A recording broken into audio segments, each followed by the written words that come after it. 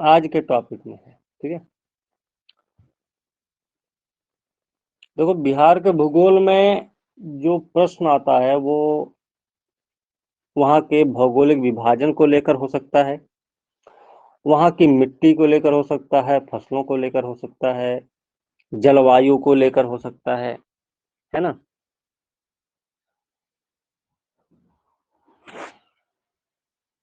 ऐसे ही प्रश्न हो सकते हैं वहाँ पे। आप लोग जानते भी हैं बिहार का जो अक्षांशीय और देशांतरी विस्तार प्री एग्जाम में आपने बहुत अच्छे से पढ़ा भी होगा, उसका एरिया कितना है ये भी आपको पता है। ठीक है,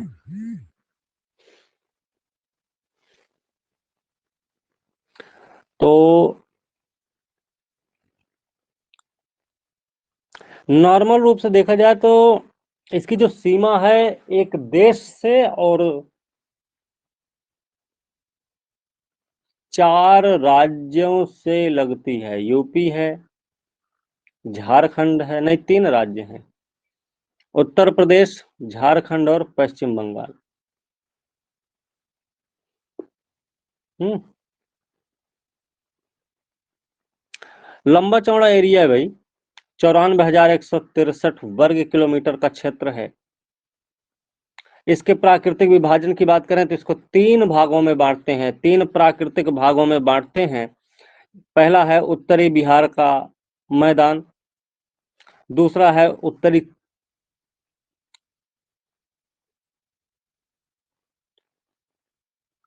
इनका एक जो विभाजन है ये कई आधार जैसे कल्पों के आधार पे भी करते हैं। कोई उत्तरी मैदान है तो उसका निर्माण चतुर्थ कल्प में माना जाता है। एक उत्तरी चंपारण का मैदान जो तृतीय कल्प में माना जाता है, और एक रोहतास, शाहाबाद, औरंगाबाद, विंध्य काल वाला एरिया। इन 3 भागों में इसको हम बांट देते हैं। यहाँ का जो जलोढ़ मैदान है वो संरचनात्मक दृष्टि से अगर देखा जाए तो वो सबसे नवीन संरचना वाला भाग है। ठीक है, अगर हम मुख्य रूप से देखें जैसे कि उनकी बनावट के आधार पे, भौतिक बनावट, उनका उच्चावच, इनके आधार पर अगर हम देखेंगे तो इनको 2 भागों में बांटेंगे। एक तो है गंगा का मैदान जो कि बिहार का मैदान है, और दूसरा है शिवालिक का पर्वतीय भाग और तराई क्षेत्र। गंगा के मैदान की बात करेंगे तो गंगा नदी है ही है, उसकी जो सहायक नदियां हैं उनसे जो निर्मित मैदान है, निक्षेपित मैदान है, वो आपके गंगा के मैदान में शामिल होते हैं। आप लोगों को पता है कि क्योंकि ये वाला एरिया बहुत ही उपजाऊ है, तो जनसंख्या का बसाव भी सबसे ज्यादा इसी एरिया में आपको मिलेगा। और उपजाऊ मैदान है तो सबसे बढ़िया बात यह है कि यहाँ पर खेती होती के सबसे मुख्य साधन है, लोगों का संसाधन, सबसे प्रमुख संसाधन के रूप में खेती की जाती है। लेकिन ये एरिया सबसे खतरनाक वाले स्थिति में होता है, बाढ़ की स्थिति में। ठीक है, जिससे नुकसान भी बहुत बड़ा होता है। कुछ ऐसी चीजें हैं इसमें। अब हम अगर गंगा के मैदान को भी विभाजित करते हैं तो उसको 2 भागों में बांटेंगे। एक तो है उत्तरी गंगा का मैदान और दूसरा है दक्षिणी गंगा का मैदान। जब हम उत्तरी गंगा के मैदान को बांटेंगे, उत्तरी गंगा के मैदान को पढ़ेंगे तो उसमें मुजफ्फरपुर, दरभंगा, मुंगेर, भागलपुर, सहरसा, सारण, चंपारण, पूर्णिया, ये सब इसमें आ जाएंगे फिर। ठीक है, और ये जो एरिया है इसका पूरा क्षेत्रफल है 56,980 वर्ग किलोमीटर। करीब 53% एरिया कवर होता है इसके अंतर्गत।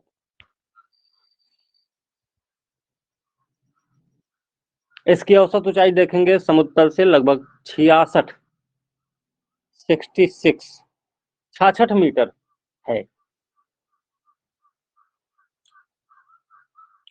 इस मैदान का निर्माण किससे होगा? तो उत्तरी क्षेत्र से जो नदियां आ रही हैं, गंगा की सहायक नदियां, उनसे होगा। इसमें बहुत छोटे छोटे मैदान भी हैं।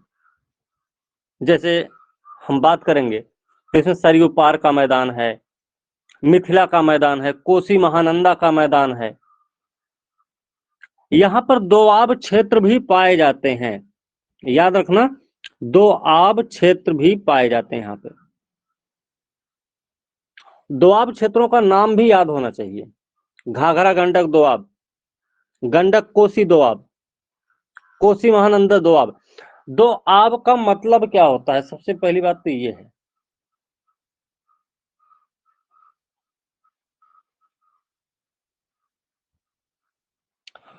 जहां पर दो नदियां एक दूसरे से मिलती हैं और वो निर्माण करती हैं मैदान का,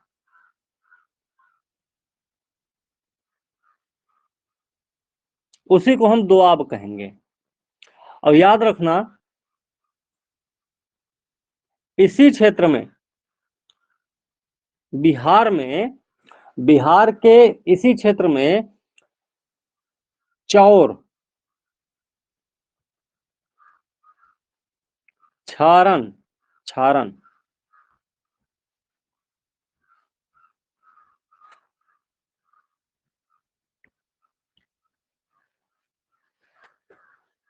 जैसी क्षेत्रीय विशेषताएं भी पाई जाती हैं।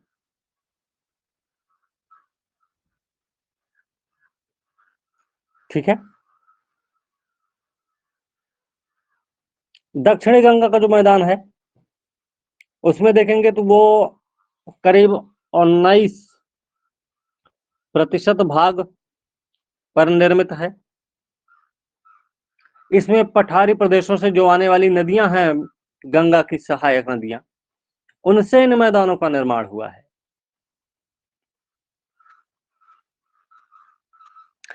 राजमहल पहाड़ी है, आप लोग जानते होंगे,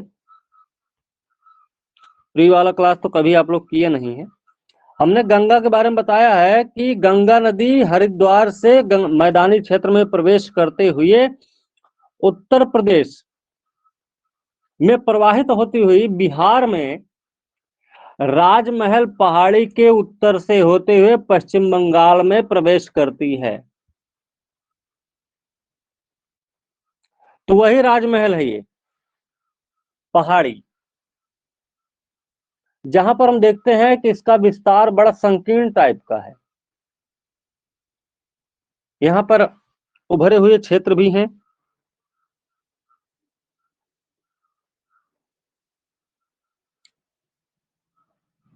बिहार एरिया में भी पड़ती है वो। ठीक है। लेकिन ये वाला जो मैदान है, इसमें ये वाला जो मैदान है, इसमें कुछ उभरी हुई जगह मिलती है, जैसे बराबर है, रामशिला, जठियन है, राजगीर है, गिरियक है, सखपुरा है। इनके भी एग्जाम्पल्स यहाँ मिलते हैं आपको देखने को। इस मैदान की जो प्रमुख सहायक नदियां हैं, सहायक नदियों के बारे में याद रखना, सोन, कर्मनाशा, पुनपुन, फल्गु, ये सब नदियां हैं। ये थोड़ा फैक्ट है, लेकिन याद रखना, क्योंकि 68 जो बीपीएससी होने वाला है उसमें भी काम आएगा। हम बार बार जो बोलते हैं कि प्री की तैयारी ना करो, पहले मेंस की कर लो तैयारी। तो मेंस की तैयारी करते समय आप जो प्रश्न लिखते हैं उसमें कई सारे फैक्ट आपको डालने पड़ते हैं,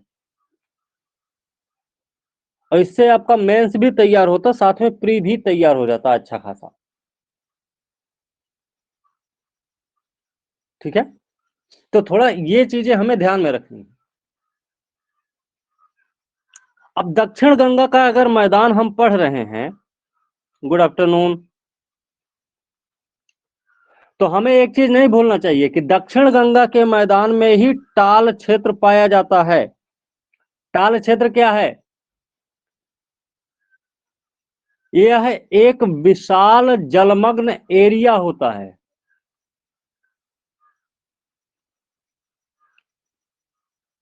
ठीक है, और याद रखना ये जो नदियां हैं ना, बारिश के मौसम में पानी बहुत अधिक होता है, और पानी अधिक होने के कारण बख्तियारपुर से लेकर क्यूल तक का जो एरिया है वो टाल क्षेत्र में परिवर्तित हो जाता है। Yes sir. ठीक है,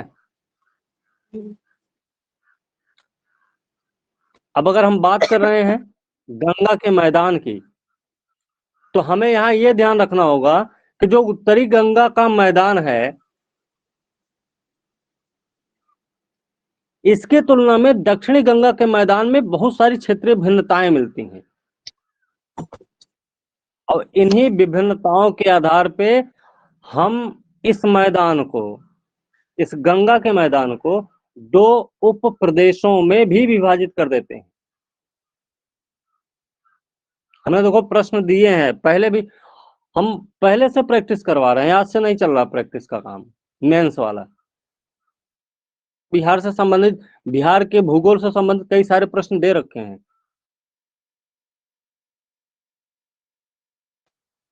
तो पॉइंट्स, हर एक पॉइंट्स उसमें क्लियर होना चाहिए। जाइए,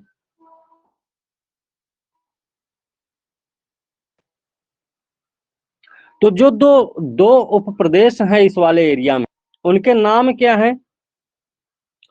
उनके नाम हैं, एक तो भैया है गंगा सोन दोआब,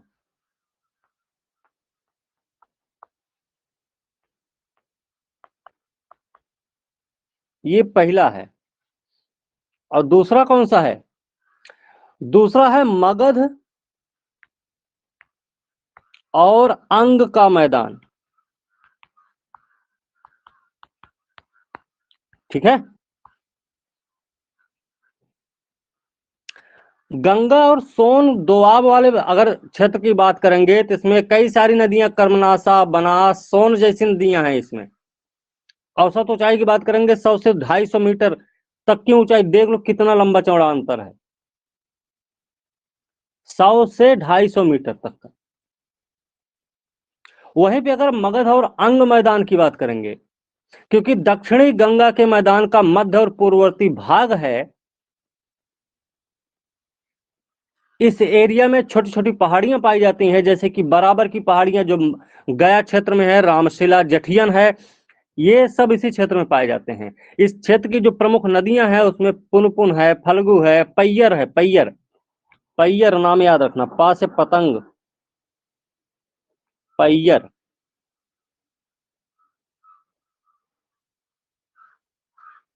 और खास करके इस क्षेत्र में जो बिहार के जिले आते हैं उसमें पटना, गया, भोजपुर, रोहतास जैसा जिला इसमें शामिल होता है। अब अगर गंगा का मैदान कंप्लीट हुआ है तो हमको दूसरा वाला भी देखना पड़ेगा, क्योंकि भौतिक बनावट के हिसाब से ये दूसरा भाग है, जिसका नाम है शिवालिक का पर्वतीय भाग, उसका तराई क्षेत्र। कहीं कहीं आपको मिलेगा ये गिरिपदीय क्षेत्र,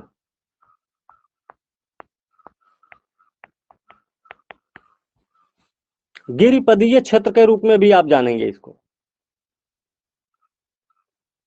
क्षेत्रफल इसका बहुत लंबा चौड़ा नहीं है, 932 वर्ग किलोमीटर का एरिया है पूरा पूरा। इस शिवालिक या गिरिपदीय क्षेत्र को हम कई भागों में बांट देते हैं, 3 भागों में लगभग बांटेंगे। वो 3 भाग कौन से हैं? एक तो है दून घाटी, दूसरी है रामनगर,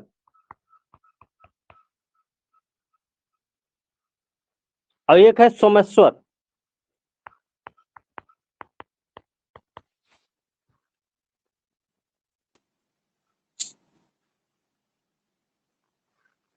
ठीक है, अब वैसे देखा जाए ये दोनों जो रामनगर और सोमेश्वर दिख रहे हैं ना, ये इसी दून के ही भाग हैं। लेकिन इनको 3 उपभाग के रूप में हम पढ़ते हैं।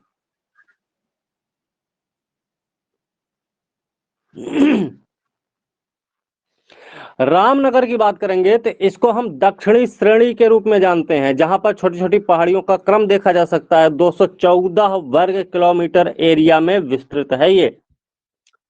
वहीं पर सोमेश्वर पहाड़ी की जब बात करेंगे तो ये बिहार और नेपाल के बीच में एक सीमा निर्धारित करता है। कोई डाउट किसी को? कुछ पूछना है? प्रिंस, शंभू जी,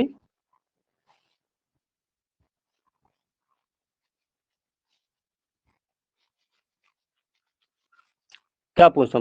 पूछिए। अच्छा ठीक है।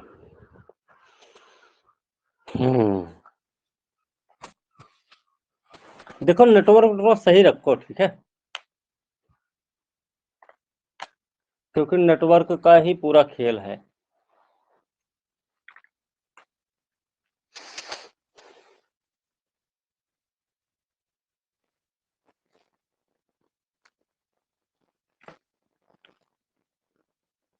अब एक ज्योग्राफी का ये हमने देखा है,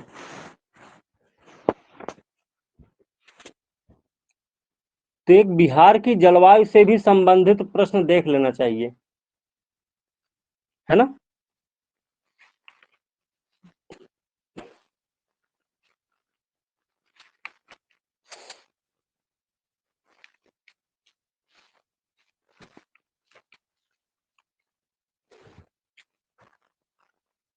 जलवायु देखें कि सिंचाई परियोजना देखते हैं इसकी। चलो बिहार की मिट्टी देखते हैं। अरे सर ठीक है सर। बिहार की मिट्टी।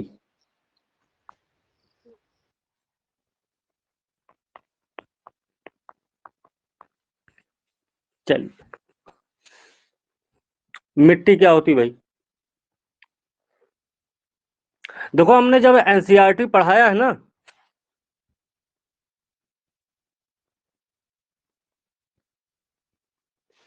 हाँ इंपॉर्टेंट तो सब है। देखो जब मिट्टी, जो हमने एनसीईआरटी जब पढ़ाई थी आप लोगों को, आप लोग उसमें थे नहीं मेरे ख्याल से, चुन चुन भी नहीं थी। तो एनसीईआरटी वाले में हमने बताया था जो मिट्टियां होती है ना, वो किसी क्षेत्र की जलवायु से प्रभावित होती हैं, किसी क्षेत्र की वनस्पति से प्रभावित होती हैं, उनके बनने के समय से वो प्रभावित होती हैं, उनके निर्माण में शामिल जो तत्व होते हैं उनसे प्रभावित होती हैं।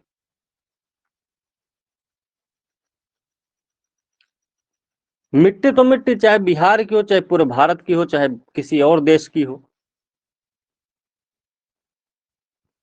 फिलहाल बिहार के संबंध में अगर बात करेंगे, क्योंकि बिहार के मध्य भाग से गुजरती है गंगा नदी, और उसकी सहायक नदियां जो हैं वो उत्तर से भी आती हैं और दक्षिण से भी आती हैं। तो ये अपने साथ जो हिमालय क्षेत्र की नदियां हैं बहुत बड़ी मात्रा में गाद लेकर चलती हैं, जो इस क्षेत्र में पहुंचने के बाद बिल्कुल शिथिल अवस्था में होती हैं, क्योंकि पानी इसमें बराबर होता है, तो ये अपने गाद को कहीं आगे ना बढ़ा पाने के कारण बाढ़ के रूप में बदल जाती है। और बाढ़ जब लाती है तो पूरा एरिया में क्या हो जाता है, वही गाद जो होता है ना, उन्हीं का निक्षेपण हो जाता है।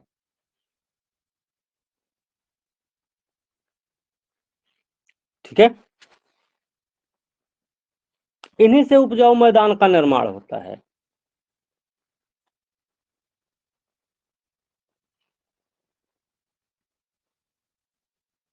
लेकिन यहाँ पे ध्यान ये रखना है, क्योंकि हमें बिहार की मिट्टी के बारे में पढ़ना है, तो ज्यादा लंबा चौड़ा भाषण नहीं देना है।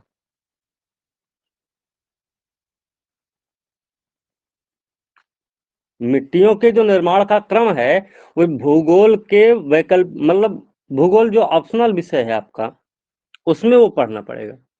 लेकिन जीएस के लेवल पर पढ़ना है तो बिहार की मिट्टियों को, बिहार के जो मृदा प्रदेश हैं, उनको हमें विभाजित करते हुए चलना, थोड़ा सा परिचय देने के साथ में। अब हम मृदा का अगर वर्गीकरण करते हैं तो बिहार में मृदा का वर्गीकरण जो है वो 3 प्रकार से करते हैं उसको। वो 3 प्रकार कौन से हैं?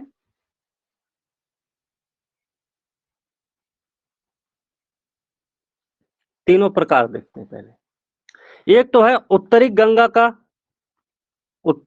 एक मिनट, कभी कभी हम गलत लिख देते हैं ना। उत्तरी गंगा वाली मिट्टी। दूसरी हो जाएगी दक्षिणी गंगा की मिट्टी।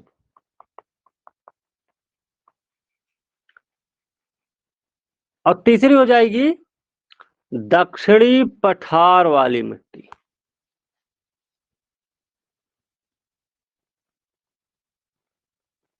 उत्तरी गंगा के मैदान की अगर मिट्टी की बात करेंगे तो ये जलोढ़ मैदान है, अवसादी पदार्थ के जमा होने से होता है। कोसी, महानंदा जैसी बड़ी बड़ी नदियां हैं यहाँ पे, गंडक, बूढ़ी गंडक, घाघरा, इनकी जो ये सहायक नदियां, इन सब की वजह से इनका इस क्षेत्र का निर्माण हुआ है, इन मिट्टियों का निर्माण हुआ है। क्योंकि हमने बताया भाई, हिमालय से निकल कर ये नदियां बहती हैं तो अपने साथ बहुत बड़ी मात्रा में गाद लेकर चलती हैं, जो मैदानी क्षेत्र में पहुंचने के बाद शिथिलावस्था को प्राप्त कर लेती हैं। उसके बाद इनके ढोने का क्रम या इनके प्रवाहित होने का जो क्रम है, या भार वहन जो क्षमता है वो कम हो जाती है। और भार वहन क्षमता के कम होने की वजह से ये उसी क्षेत्र में ले जाकर बाढ़ के रूप में अपना पूरा का पूरा क्षेत्र कवर कर लेती हैं। देखो, बाढ़ से फायदा, अगर नुकसान है तो फायदा भी है। नुकसान है भाई कि फसलें डूब जाती हैं, फसलें बर्बाद हो जाती हैं, लोग काल कवलित भी हो जाते हैं, कितना सारा गांव लोग छोड़ने के लिए मजबूर हो जाता है। वहीं पे उपजाऊ मैदान का निर्माण होता है, साल दर साल मिट्टियां जमा होती रहती हैं, और जिनके जमा होते रहने से उस क्षेत्र का उपजाऊपन बरकरार रहता है।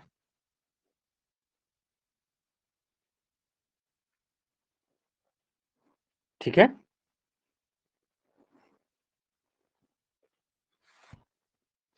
अब उत्तरी गंगा के मैदान की अगर मिट्टियों की बात करेंगे, इसमें सबसे पहले नाम ले लेंगे तराई मिट्टी। तराई मिट्टी है, नवीन जलोढ़ मिट्टी है, जिसको खादर भी बोलते हैं, एक बल सुंदरी है, ऐसी ऐसी मिट्टियां यहाँ पे।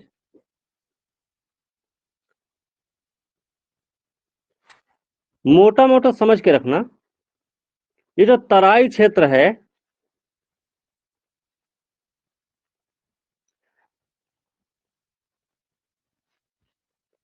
क्योंकि भाबर क्षेत्र में जो नदियां डूब जाती हैं ना, वो तराई क्षेत्र में आकर फिर से ऊपर ऊपर निकल आती हैं, तो फिर से तराई क्षेत्र में दिखने लगती हैं।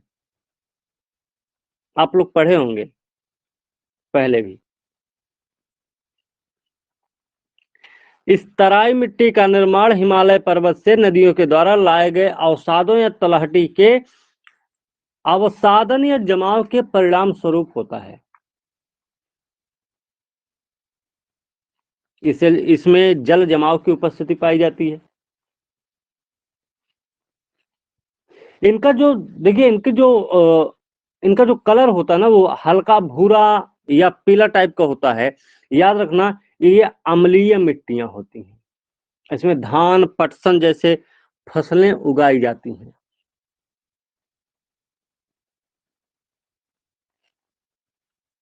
अब भूलते क्यों हैं? किशनगंज की चाय को अंतर्राष्ट्रीय दर्जा देने की बात चल रही है अगर बिहार में, तो उस चाय में कुछ ना कुछ खासियत है।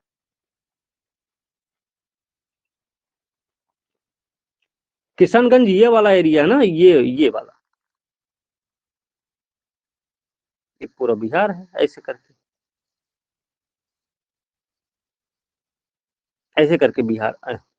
करके बिहार बना हुआ है।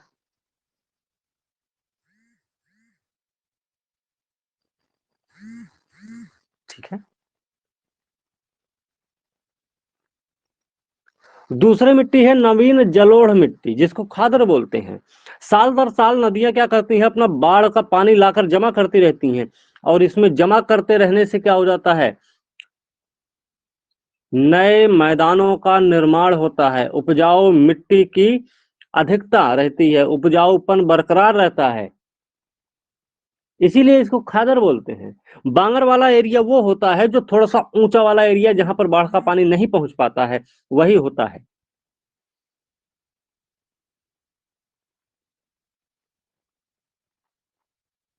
ठीक है। इसके अगर विस्तार की बात करें तो पूर्णिया, सहरसा जिलों में, दरभंगा, मुजफ्फरपुर, चंपारण के उत्तरी पश्चिमी भाग में फैला हुआ है एरिया पूरा। ये मिट्टी वाला एरिया। इनका रंग देखें तो गाढ़ा भूरा भूरा रंग से काले रंग का भी होता है।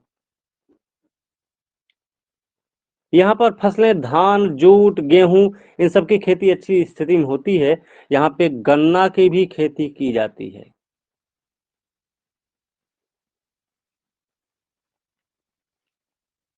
देखो, लिखवाने का समय है नहीं अपने पास, ठीक है, बहुत ज्यादा समय नहीं है अपने पास। समझाएंगे अच्छे से। आप पॉइंट्स बीच बीच में नोट करते रहिए, नोट्स दे देंगे, क्वेश्चन प्रैक्टिस करवा देंगे अच्छी खासी। ठीक है ना। एक है बल सुंदरी मिट्टी।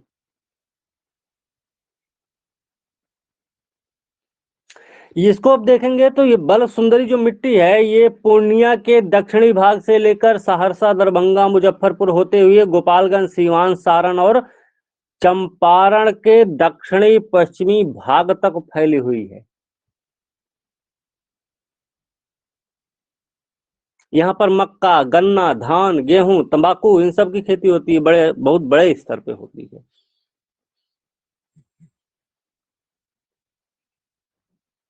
उत्तरी गंगा मैदान की मिट्टी हो गई, तो दक्षिणी गंगा के मैदान की भी मिट्टी देखनी चाहिए हमें। अब क्योंकि पता है आपको कि दक्षिणी गंगा के जो मैदान, गंगा का मैदान है, उनका निर्माण हुआ है पठारी नदियों के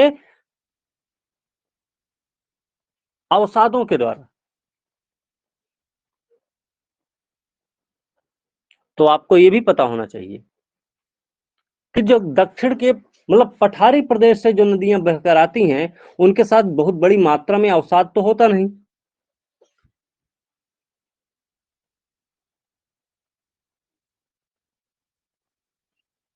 हाँ,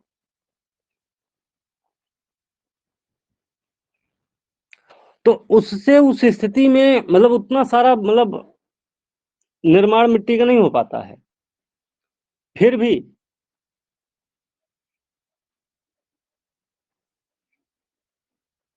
ध्यान रखना, इस क्षेत्र की मिट्टी में मृत्तिका की प्रधानता होती है। कोई प्रश्न में पूछा जा सकता हो सकता है कि पूछ लिया जाए, निम्नलिखित में से कौन सी मिट्टी में मृत्तिका की मात्रा सर्वाधिक होती है, तो याद रखना दक्षिण गंगा के मैदान वाली मिट्टी में ये चीज सबसे ज्यादा पाई जाती है।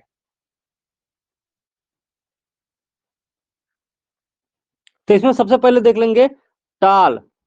टाल मिट्टी भी होती है।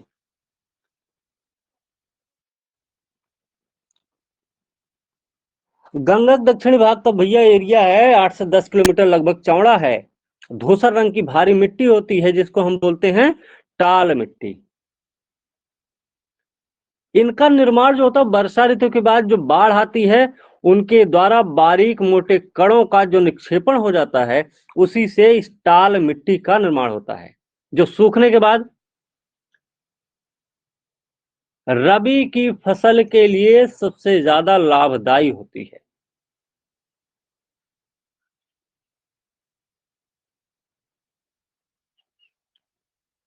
लिखना है क्या?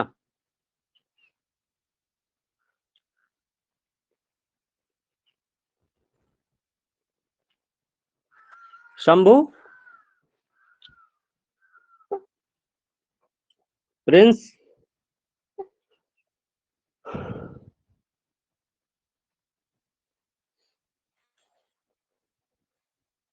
लिखना है? लिख लो फिर।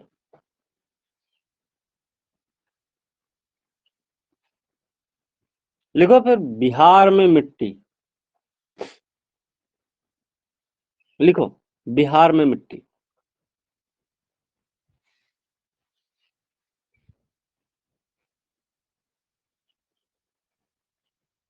लिखिए,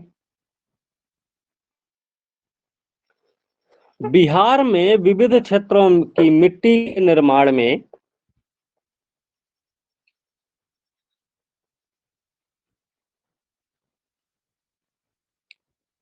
बिहार में विविध क्षेत्रों की मिट्टी के निर्माण में वहां पाए जाने वाले विविध तत्वों का स्पष्ट प्रभाव नजर आता है।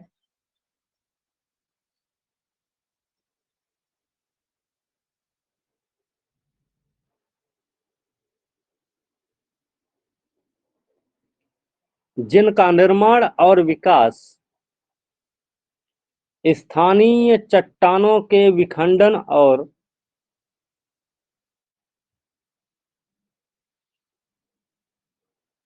और विघटन के माध्यम से होता है।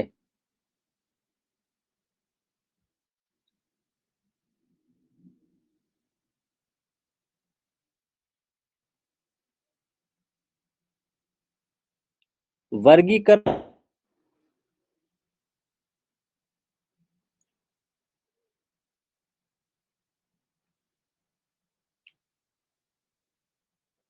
वर्गीकरण में लिखिए,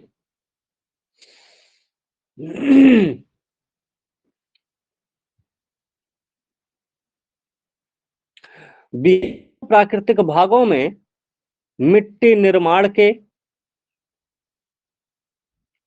पैतृक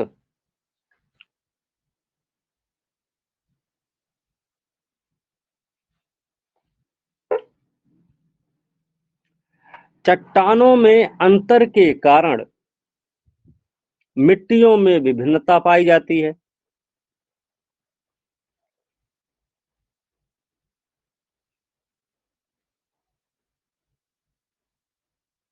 इन्हें भौतिक, रासायनिक और रचनात्मक विशेषताओं के साथ भौगोलिक स्थिति को देखते हुए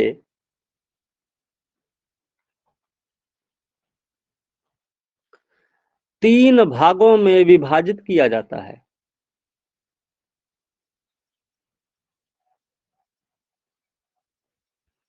एक दो तीन करके लिख लीजिए, या पहला हेडिंग डालिए, सीधे सीधे पहली हेडिंग डालिए, उत्तरी गंगा मैदान की मिट्टियां।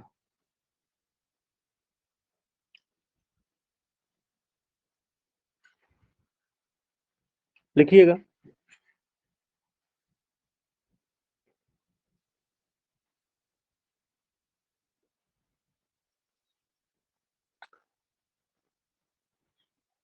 गंगा के उत्तरी भाग में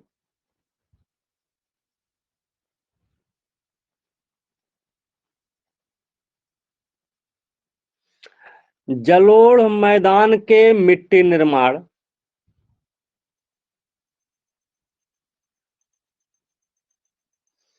के अवसादी पदार्थ पूर्व में कोसी तथा महानंदा,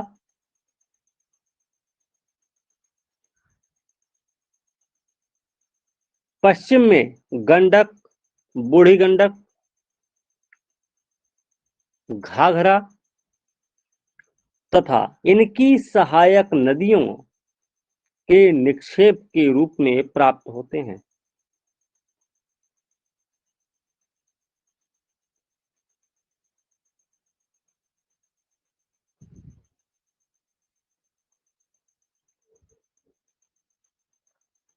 ठीक है,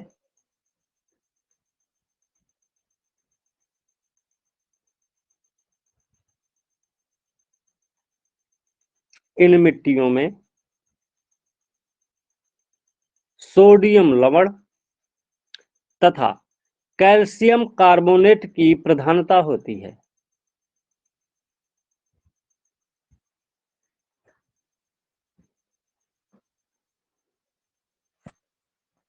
उत्तरी गंगा मैदान की मिट्टियों को 3 भागों में विभाजित किया जाता है।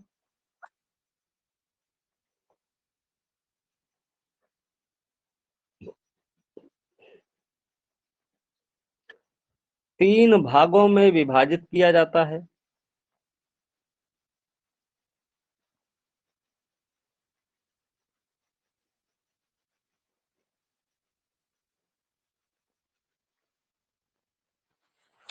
पहला लिखिए तराई मिट्टी।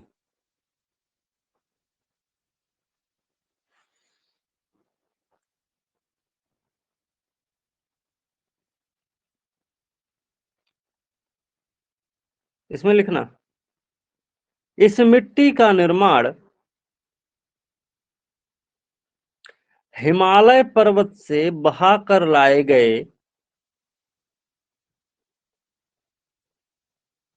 अवसादों के जमाव के परिणाम स्वरूप हुआ है।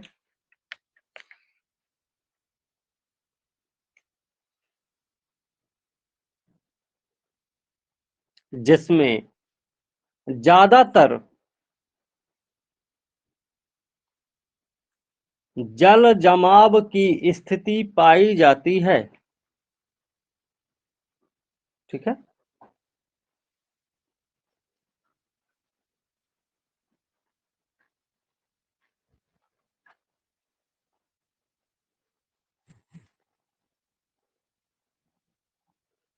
लिखिए, नेपाल की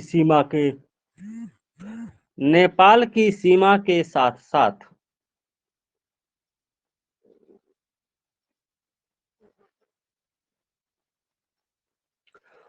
पूरब में किशनगंज से लेकर पश्चिम में पश्चिमी चंपारण तक का यह क्षेत्र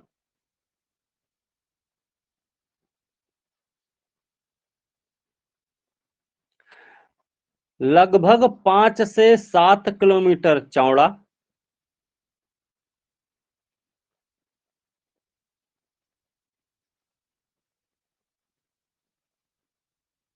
अम्लीय मिट्टी के रूप में विस्तृत है, जिनका रंग हल्का भूरा हल्का भूरा से पीला होता है। इसकी प्रमुख फसल धान और पटसन है।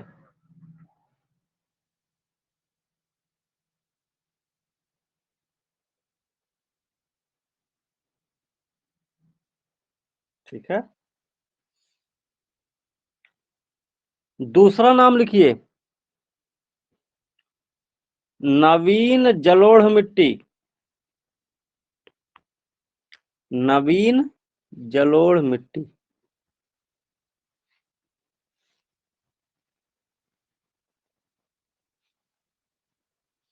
इसमें लिखिएगा,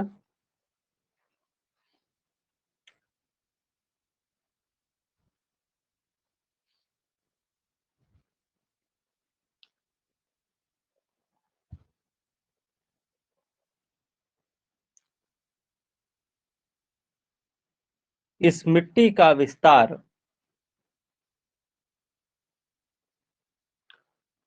पूर्णिया, सहरसा, मुजफ्फरपुर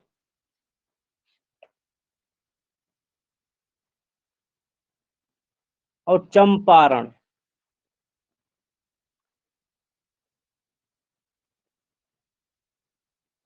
में है।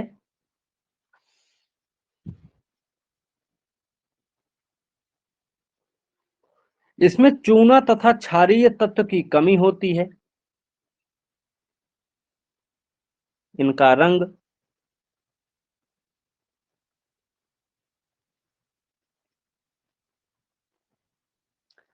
गहरे भूरे रंग से काला होता है।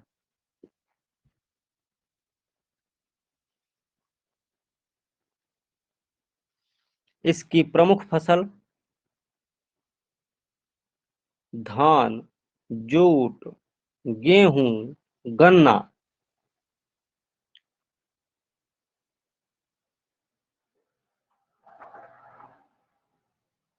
धान, जूट, गेहूं, गन्ना है। अब तीसरा प्रकार है बल सुंदरी।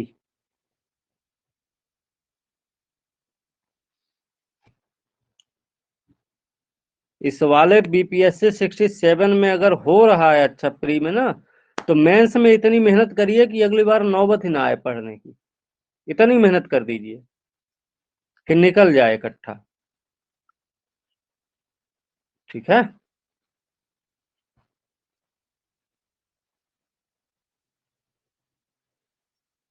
ठीक है ना।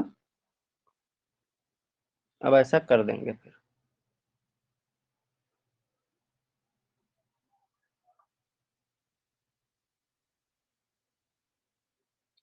लिखिए फिर। बल सुंदरी क्या है ये? इसका निर्माण पूर्णिया के दक्षिणी भाग से लेकर सहरसा, दरभंगा, मुजफ्फरपुर, गोपालगंज, सीवान आदि क्षेत्रों तक विस्तृत है।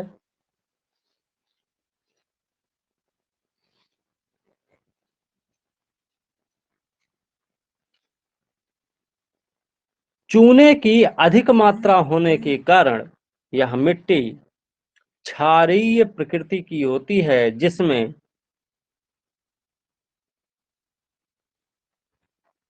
जिसमें मक्का, गन्ना,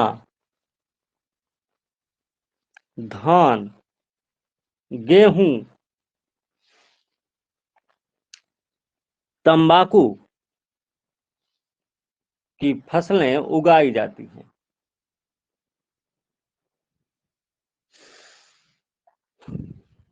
साथ ही आम, लीची और केला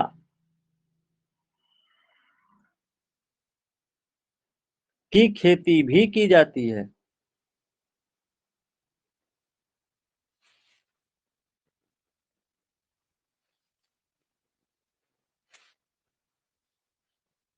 ठीक है ना। ये लगभग ये वाला एरिया होना चाहिए, है ना, ये वाला एरिया ऐसे, है ना।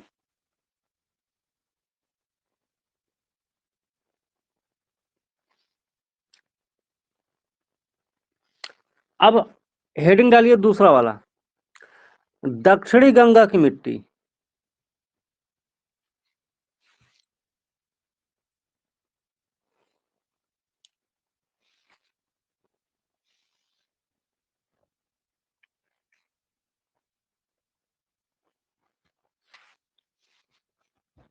इसमें लिखिएगा,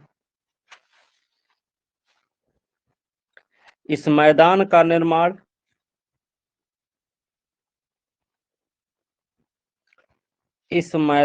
निर्माण छोटा नागपुर पठार से निकलने वाली नदियों के द्वारा बहाकर लाए गए अवसादों के निक्षेप से हुआ है।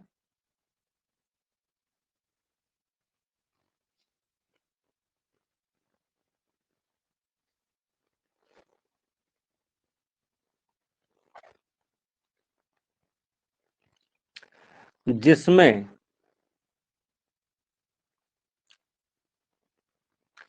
गाद की अपेक्षा मृत्तिका की प्रधानता होती है।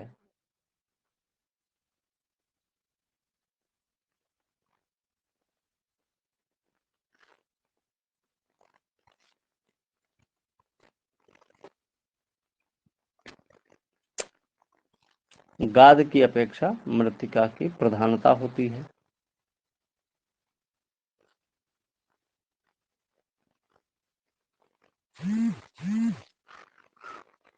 ठीक है, इनका वर्गीकरण लिखिए दक्षिण गंगा मैदान का। पहला है टाल,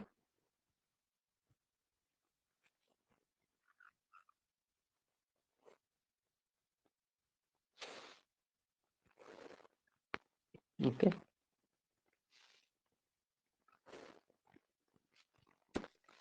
लिखिए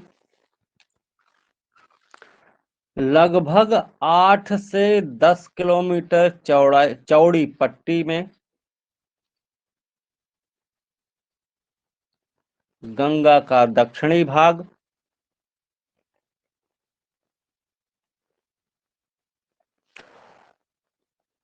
मोटे कणों वाली धूसर रंग की मिट्टी से ढका हुआ है, जिसे टाल मिट्टी बोलते हैं, कहते हैं।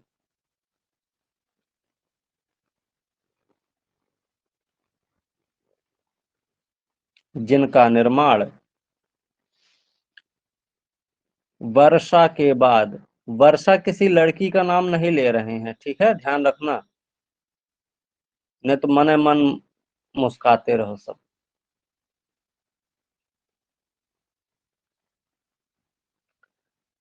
ठीक है, मन ही मन मुस्का रहे, सर वर्षा का भी नाम लेते हैं, तो लिखिए वर्षा के नाम पे।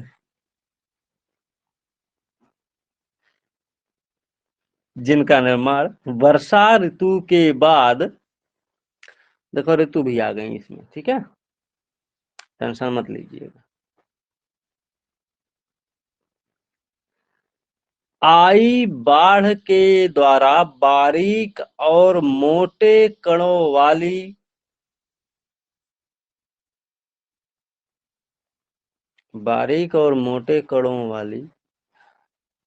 मिट्टी के निक्षेपण से हुआ है,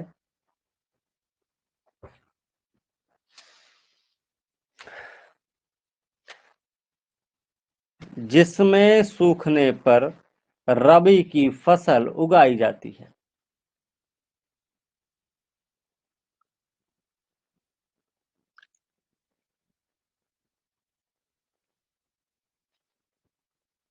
दूसरा लिखिए केवाल मिट्टी, केवाल मिट्टी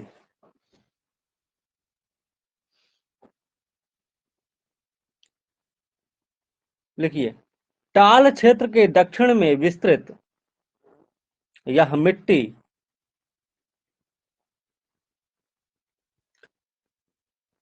भोजपुर ब्रैकेट में बिहार से लेकर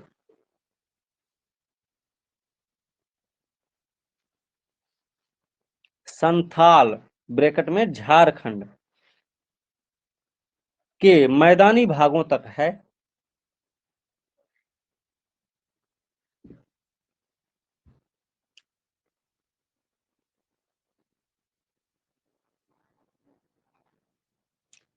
इन्हें पुरानी जलोढ़ मिट्टी भी कहा जाता है। पुरानी जलोढ़ मिट्टी या करैल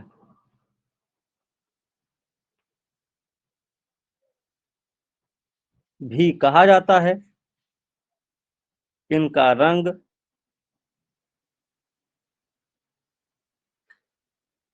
गहरा भूरा और पीला होता है।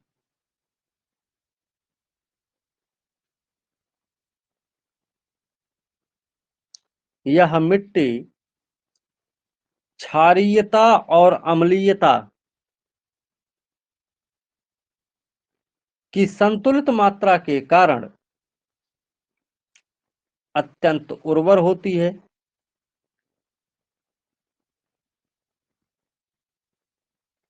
जिसमें धान, गेहूं, चना और अरहर की खेती की जाती है।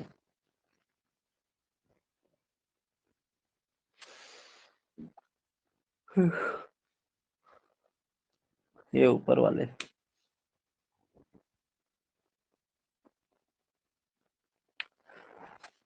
तीसरा लिखिए, तीसरा नंबर इसका है बलथर।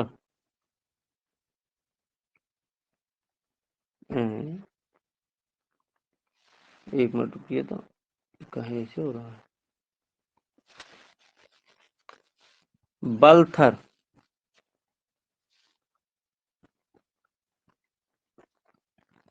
बलथर मिट्टी।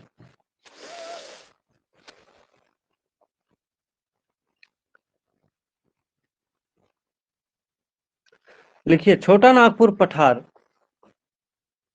और दक्षिणी मैदान के मिलन स्थल पर लगभग 8 से 15 किलोमीटर की चौड़ी पट्टी में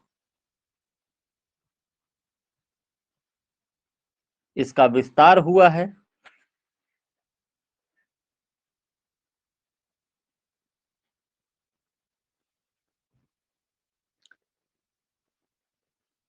रेत तथा कंकड़ युक्त निम्न उर्वरता वाली इस मिट्टी में लोहे का अंश अधिक होने के कारण, लोहे का अंश अधिक होने के कारण इनका रंग लाल होता है तथा जल ग्रहण क्षमता कम होती है।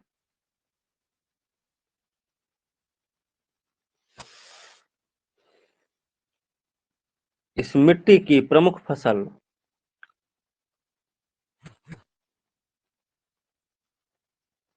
इस मिट्टी की प्रमुख फसल मक्का, अरहर, उड़द, चना,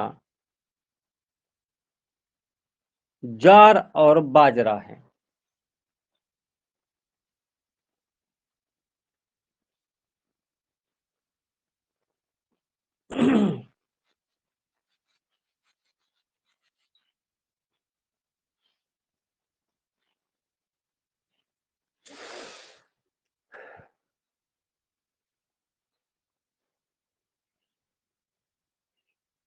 तीसरा नंबर लिखिए, दक्षिणी पठारी मिट्टी।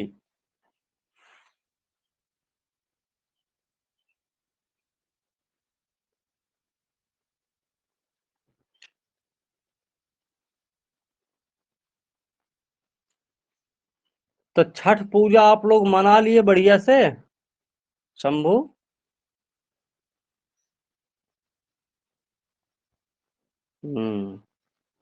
बहुत बढ़िया। इस छठ पूजा में होता क्या है? आप तो लाइब्रेरी में नहीं, आप बोलिए।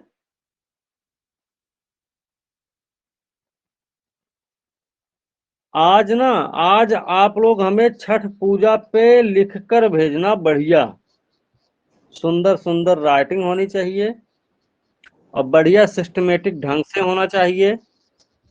उसका क्या महत्व है, क्यों मनाया जाता है, क्योंकि बिहार का कल्चर है ना भाई, महापर्व है बिहार का, तो इतना तो पता होना चाहिए। और ध्यान रखना, समावेशी स्वरूप को शामिल करते हुए एनवायरमेंटल इशू को भी शामिल कर देना इसमें, क्योंकि एक एस्पिरेंट हैं आप लोग, तो उम्मीद करते हैं कि एक एस्पिरेंट जैसा ही हमें कंटेंट मिलेगा। ध्यान रखना, ठीक है? जरूर जरूर सर, लिख के भेजेंगे। हाँ, लिख के भेजिएगा, हमें चाहिए भैया। जी सर, जी सर। लिख के भेजना आज हमें, क्योंकि देखो क्या है ना कि लिखने का कोई वो नहीं, हमारे कहने का मतलब ये है कि आपको हर एक चीज के कई सारे जो डायमेंशंस है ना, वो आपको पता होना चाहिए। अगर हमने मधुबनी पेंटिंग को पढ़ाते हुए हमने बता दिया कि भैया पर्यावरण से संबंधित भी इशू देखिए देखिए इसमें शामिल है, तो आपके दिमाग में ये चीज आ जानी चाहिए पहले ही कि हाँ ये तो है, इसको लिखना चाहिए हमें।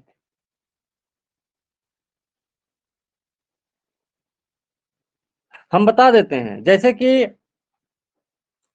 आप लोग छठ पूजा में देखते होंगे वो गाना सुने ना, कांचा ही बांस की बहंगिया, गाना है ना, बाहंगी जी लचकत जाए। जी सर, जी सर।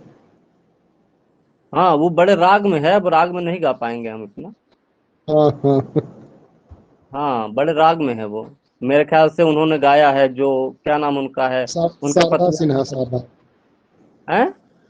शारदा सिन्हा।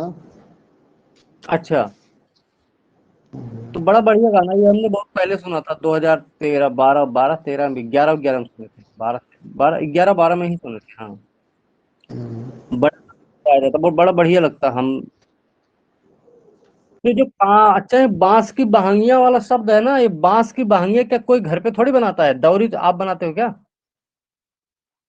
नहीं सर, कोई बाहर से बना के देता है, बेचता है फिर। ठीक है, हमारे यहाँ बोलते हैं धरकार। धरकार हमारे यहाँ एक शब्द है, वो लोग बनाते हैं ये सब, सूप, डलिया, ये सब उनका बनाने का काम है। और वो उस चीज को खरीदना जरूरी है, पुराना भी नहीं चलता, नया चाहिए होता है इसमें, है ना। देखो सबसे बड़ी बात ना, ये ये उनसे आपको खरीदना है। अभी कल या परसों का बात है, स्टेटस लगा था एक, किसी ने लगाया था, एक कद्दू लगा हुआ है पेड़ में, वो कद्दू आधा कटा हुआ था। तो उन्होंने लगाया था कि कद्दू का महत्व क्या है, बताया उन्होंने इस मामले में कि छठ पूजा जो होती है उसमें कद्दू का महत्व क्या है, कि चोरी तो किसी ने किया है कद्दू की, लेकिन उसने मालिक का भी ध्यान रखा है ना। ऐसा हमने सुना है कि कद्दू की सब्जी खाई जा जरूरी है, उसको खाना चाहिए उस दिन। खाया जाता है सर। जरूरी है, वो कंपलसरी हाँ हाँ। है ना।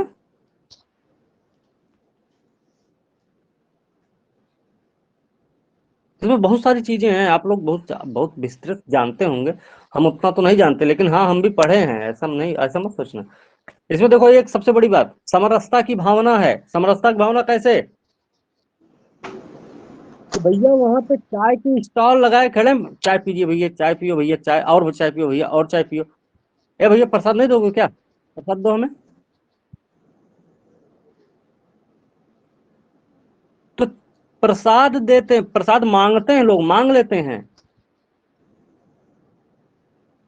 ये भी सिस्टम है। पता हो ना हो तो बता दे रहे हैं अभी से, नहीं सर। प्रसाद मांग लेते हैं, प्रसाद देते भी हैं लोग। शाम में प्रसाद बांट दिया जाता है, फिर उसी को सुबह में मांग लिया जाता है, जो थोड़ा बहुत है वो दे दे। ठीक है, और एक चीज और इसमें है, सबसे बढ़िया चीज, कि बासी जो होता है ना, बासी बासी समझते होगे ना। हाँ सर, एक दिन बाद का। हाँ एक दिन पहले वाला।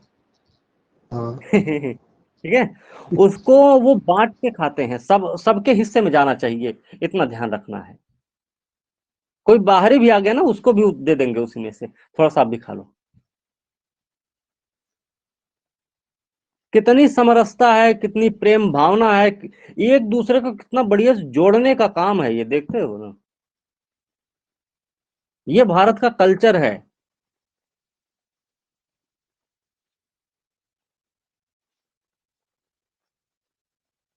तो इन सब चीजों पे थोड़ा सा ध्यान रखते हुए आपको लिखना है ये चीज, इस पे थोड़ा ध्यान रखना, अच्छे से लिख के भेजना हमें, क्योंकि हम भी जानते हैं इसको, हमें घुमा नहीं पाओगे इस मामले में, हम भाई भी बता दे रहे हैं पहले ही। नहीं सर, पूरा विस्तार से लिखेंगे। हाँ चलिए, तीसरा है दक्षिणी पठारी मिट्टी।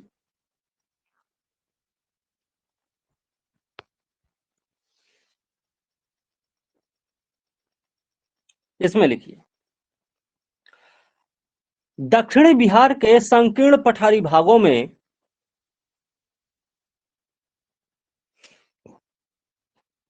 लाल और पीले रंग की पाई जाने वाली इस मिट्टी को भौतिक संरचना तथा रासायनिक परिवर्तन के आधार पर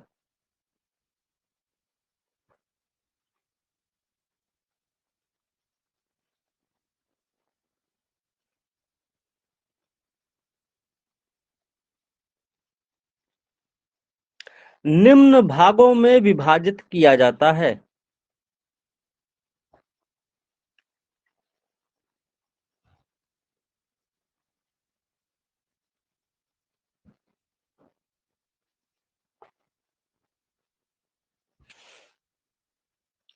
पहला है लाल बलुई मिट्टी।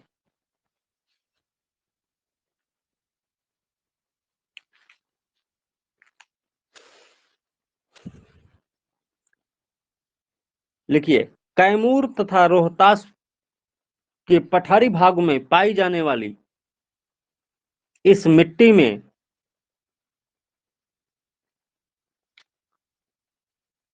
बालू की मात्रा अधिक होने के कारण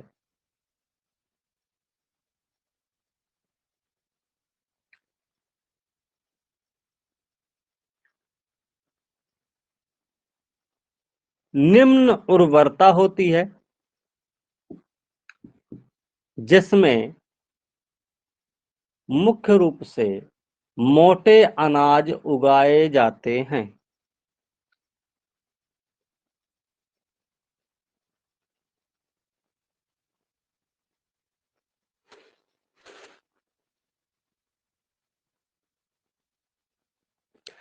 अच्छा, छठ पूजा के पर्व में बिहार में कितना मजा आता होगा ना। जहां देखो वहीं पे ये सारे गाने चलते होंगे, यही सब, और गजब लगता होगा, पूरा नजारा है। बहुत अच्छा लगता है सर। वही कह रहे हैं ना, कल्पना करके भी रोंगटे खड़े हो जाते हैं। आप लोग तो देखते हैं होली सीधा। होली में कोई आए ना आए, लेकिन छठ पूजा में जरूर आता है, जिसके यहाँ आता होता है। है। हाँ, अरे हमारे यहाँ से स्टार्ट होता ही है, हमारे यहीं से स्टार्ट हो जाता है छठ पूजा। फिलहाल हाँ, हमारे यहाँ से मतलब 50 किलोमीटर दूर, 50 नहीं, 70, 60, 70 किलोमीटर आगे से स्टार्ट हो जाता है। मऊ, आजमगढ़, मऊ, बलिया, गाजीपुर, देवरिया, गोरखपुर। बलिया तो समझिए कि बिहारे है। हाँ, बलिया देवरिया दोनों आधा बिहारे है। हाँ हाँ, तो यहाँ सब भी मनाया जाता है बढ़िया छठ पूजा। हाँ। हम्म, लिखिए, जिसमें मोटे अनाज उगाए जाते हैं। दूसरा है लाल और पीली मिट्टी।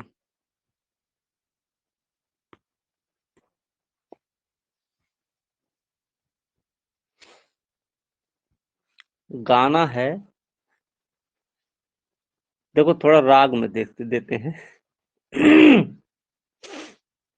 सुना दें? नहीं जान, एक लाइन है। नहीं, चलो छोड़ो, लिखो, लाल पीली मिट्टी लिखिए। हाँ, ये देखो। अच्छा। कांच ही बस के बहंगिया, बहंगी लचकत जाए।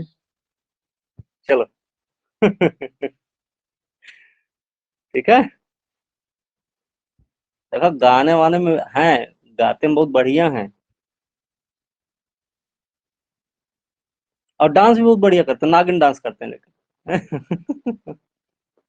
चलिए लिखिए, इस मिट्टी में लौह तत्व की प्रधानता होने के कारण हमें खाना बनाना भी आता है, हैं? चाय बहुत बढ़िया बना लेते हैं हम, खाने का तो कोई भी डिश बनवा लो, चिकन मटन तक बढ़िया बना लेते हैं। खाते नहीं है, लेकिन ये बात बता दे रहे हैं, पंडित आदमी है।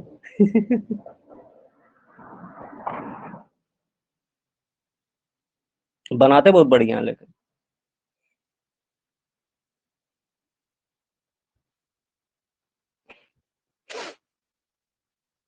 अभी बिहार में एक एरिया है, वहां पे मटका वाला, वो मटका वाला चिकन बनता है ना, मटका वाला।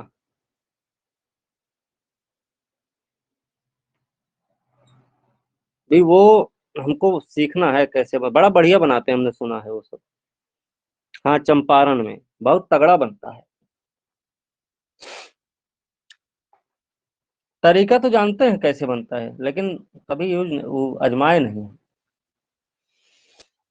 लिखिए। प्रधानता होने के कारण यह मिट्टी लाल रंग की होती है, जिसका विस्तार औरंगाबाद, गया, जमुई, नवादा, बांका, मुंगेर में पाया जाता है।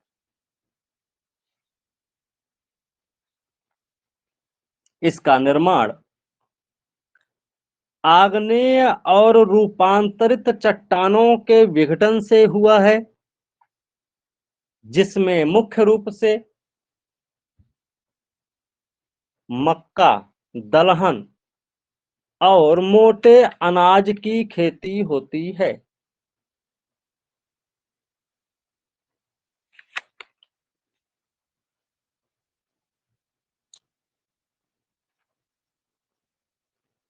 हो गया।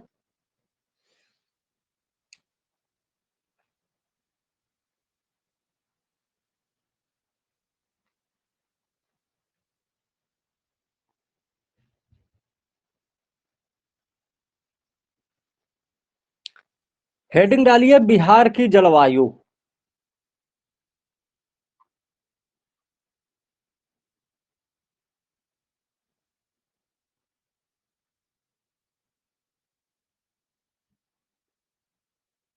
बिहार की जलवायु।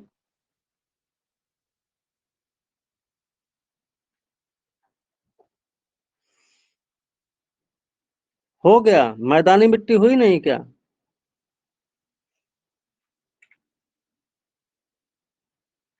ए भैया, मैदानी मिट्टी लिखवा दिए भाई। उत्तरी गंगा मैदान मिट्टी, दक्षिणी गंगा मैदान मिट्टी, मैदानीय मिट्टी तो लिखवाए हैं।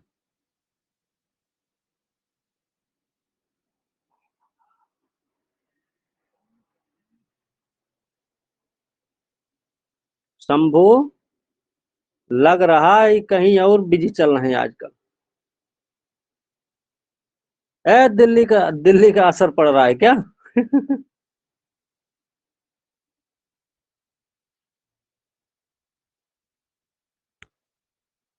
अब बिहार की मिट्टी लिखवाएं तो प्रश्न बना के लिखिए, बिहार की मिट्टियों का वर्गीकरण कीजिए। ऐसे लिखिए।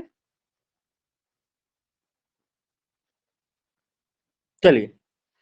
बिहार की जलवायु। देखो जलवायु क्या है। जलवायु एक ऐसी घटना होती है जिसमें कई सारे मौसमी दशाओं को शामिल किया जाता है। एक लंबी प्रक्रिया, दीर्घकालिक प्रक्रिया है ये। ये करीब 30-35 साल की प्रक्रिया होती है, 1-2 महीने की नहीं प्रक्रिया है। 15-20 साल की प्रक्रिया होती है, 25-30 साल की प्रक्रिया होती, वो है जलवायु। लिखिएगा। किसी स्थान की पर्याप्त लंबे समय में ली गई मौसमी दशाओं के सम्मिलित रूप को जलवायु कहते हैं।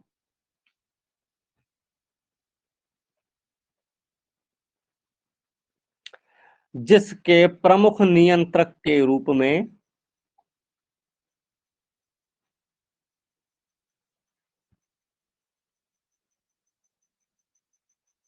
किसी स्थान की पर्याप्त लंबे समय में ली गई मौसमी दशाओं के सम्मिलित रूप को जलवायु कहते हैं।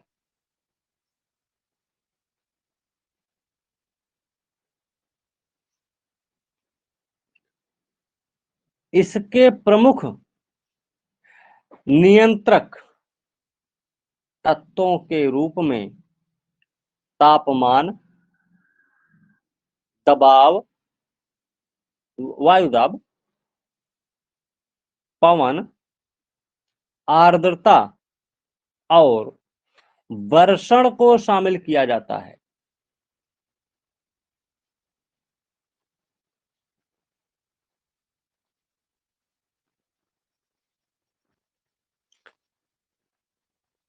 क्योंकि बिहार एक भू आबद्ध देश है,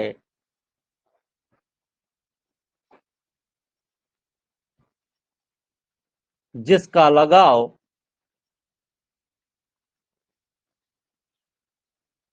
किसी समुद्री क्षेत्र से नहीं है, फिर भी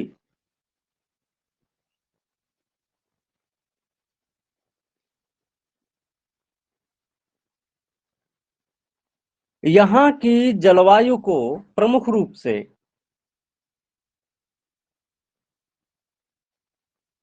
उच्चावच या तुंगता जिसको बोलते हैं, समुद्र से दूरी इत्यादि यहाँ की जलवायु को प्रभावित करते हैं।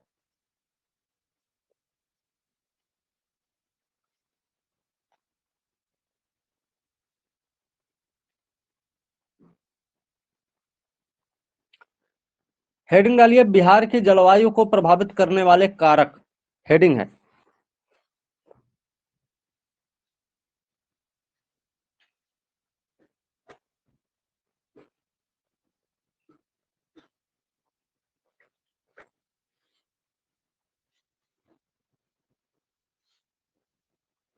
बिहार की जलवायु को प्रभावित करने वाले कारक। लिखिएगा, पहला पॉइंट पॉइंट लिख लीजिए, समझा देंगे उतना आप समझ जाएंगे।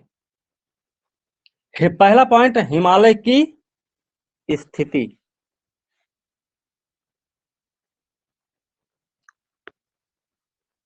हिमालय उत्तर में है। दूसरा है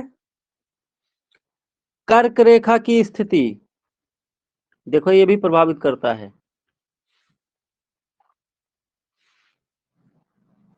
तीसरा है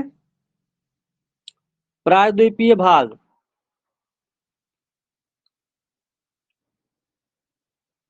चौथा है नॉर्वेस्टर और ग्रीष्मकालीन तूफान। पांचवा है दक्षिण पश्चिम मानसून की क्रियाशीलता। छठा है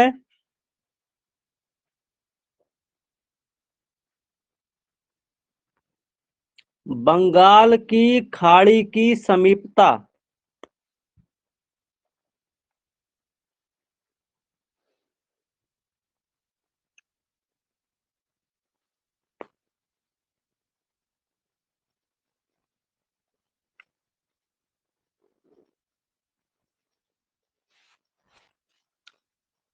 ठीक है,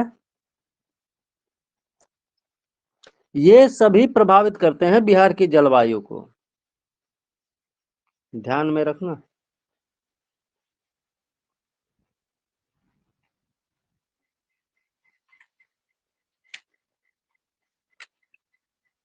लिखिए, कोपेन के अनुसार,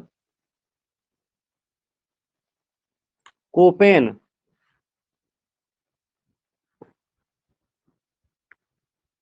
कोपेन के अनुसार बिहार की जलवायु को दो भागों में बांटा जाता है। पहला भैया CSA,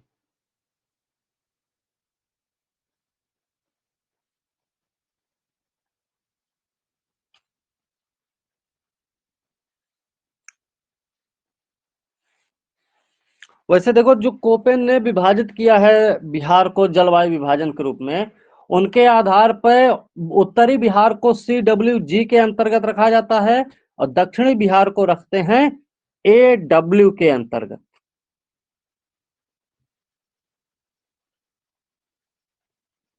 ठीक है। वहीं पर अगर थॉर्नवेट की बात करेंगे, थॉर्नवेट जो थे वो CAW के आधार पे विभाजित करते हैं। त्रिवार्था की बात करेंगे तो CAW और दक्षिणी भाग, उत्तरी भाग है ये, और दक्षिणी भाग को AW। मतलब त्रिवार्था और कोपेन दोनों का वर्गीकरण सेम सेम है।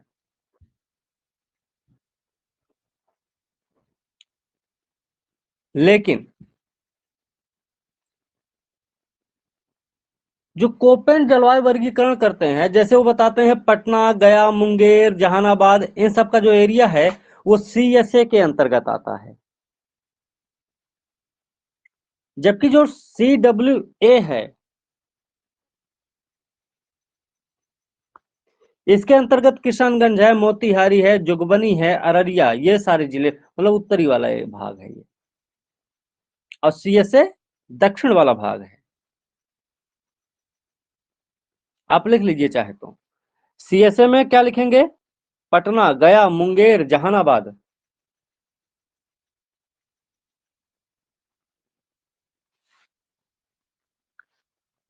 और CWA में किशनगंज, मोतिहारी, जोगबनी और अररिया।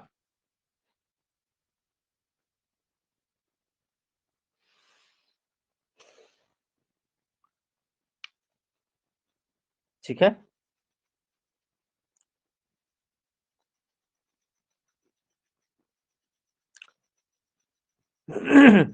देखो यहाँ पे आपके यहाँ नेटवर्क समस्या होगी, आवाज तो बराबर चल रही है। ठीक है, क्योंकि नेटवर्क अच्छा खासा है यहाँ भाई।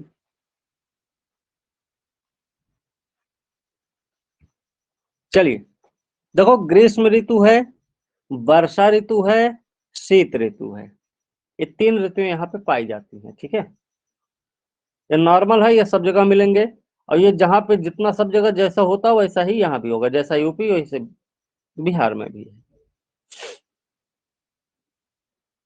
यहाँ पे इतना थोड़ा सा ध्यान रखना, किशनगंज में सबसे ज्यादा बारिश होती है,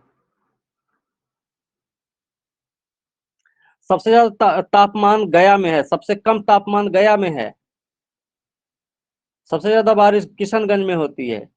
ये सब थोड़ा सा याद रखना, फैक्ट है ये।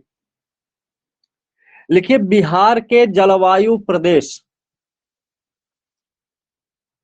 बिहार के जलवायु प्रदेश।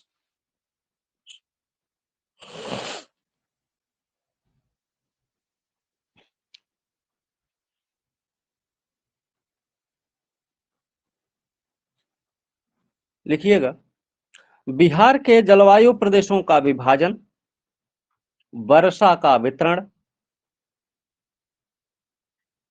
तथा क्षेत्रीय विषमताओं के आधार पर किया जा सकता है।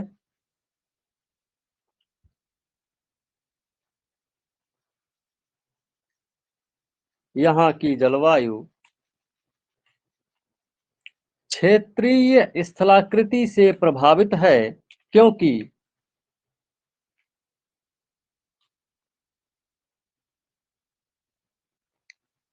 संपूर्ण बिहार का तापमान लगभग एक समान है।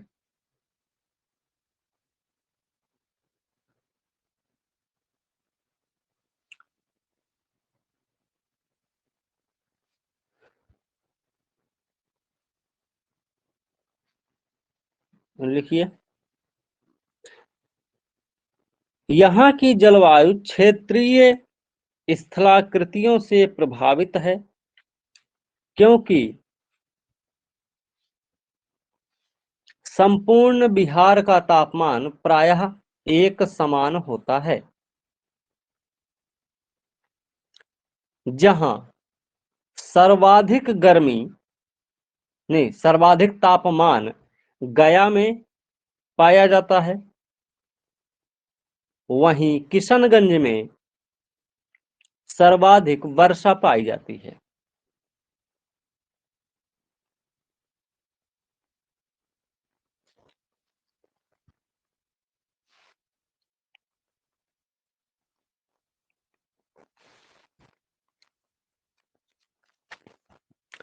यहाँ की जलवायु क्षेत्रीय स्थलाकृतियों से प्रभावित है, क्योंकि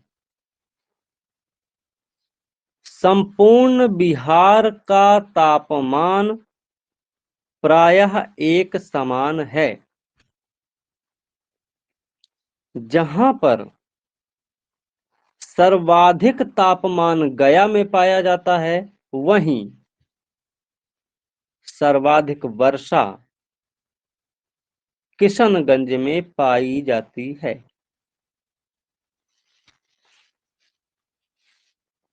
हो गया, आगे लिखिए। जलवायु की क्षेत्रीय विषमताओं के आधार पर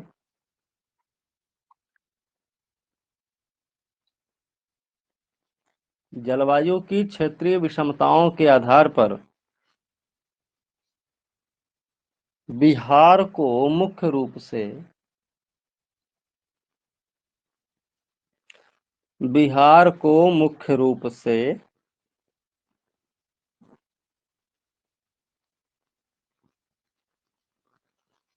मुख्य रूप से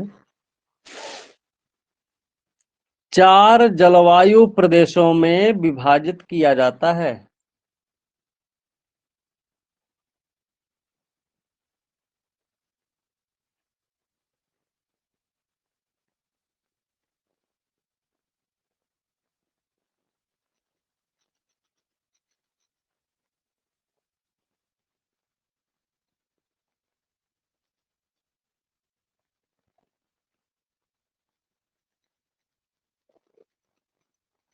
हो गया,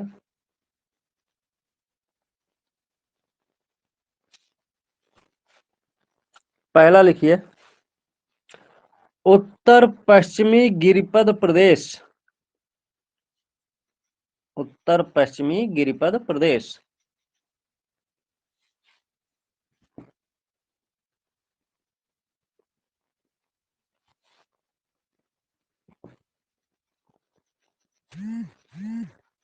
लिखिए इसमें।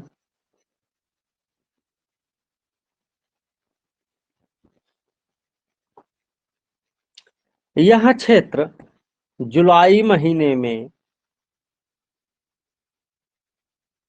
अधिक वर्षा प्राप्त करता है, जबकि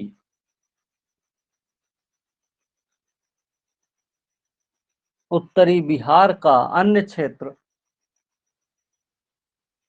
अगस्त में वर्षा प्राप्त करता है।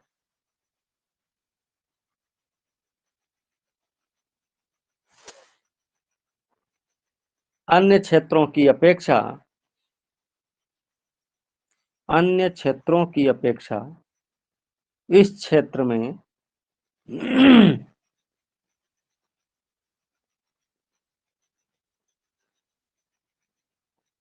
इस क्षेत्र में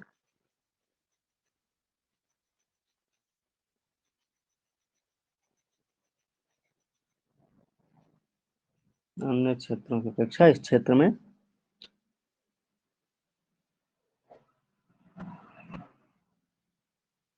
ग्रीष्म काल की अवधि छोटी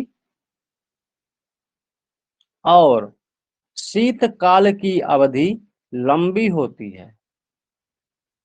जाहिर सी बात भाई, हिमालय का पास वाला एरिया है।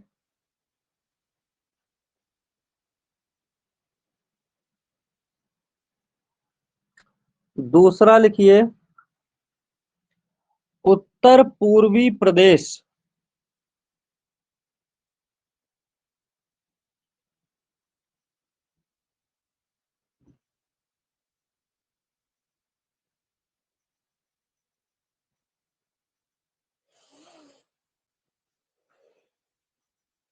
उत्तर पूर्वी प्रदेश, इसमें लिखिएगा। इस क्षेत्र में वर इस क्षेत्र में वर्षा ऋतु की अवधि लंबी होती है। वही किशनगंज वाला एरिया है खास करके, ये वाला एरिया।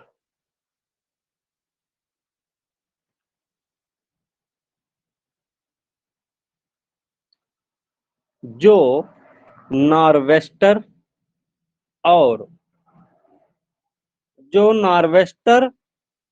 और दक्षिण पश्चिम मानसून से वर्षा प्राप्त करता है।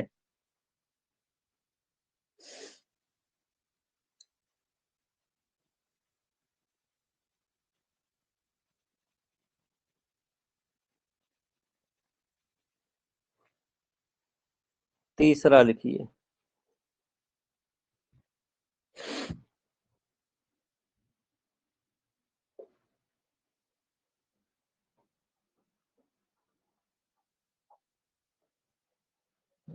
तीसरा है रोहतास का पश्चिमी निम्न पठारी भाग। रोहतास का पश्चिमी निम्न पठारी भाग।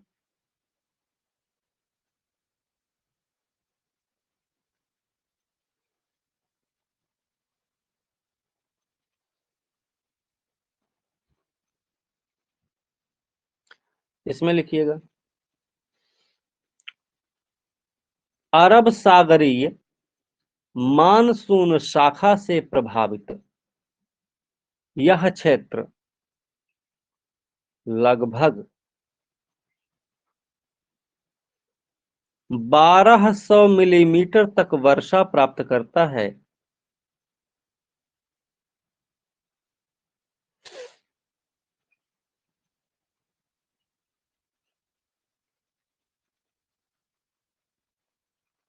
इस क्षेत्र का सबसे गर्म महीना मई का होता है।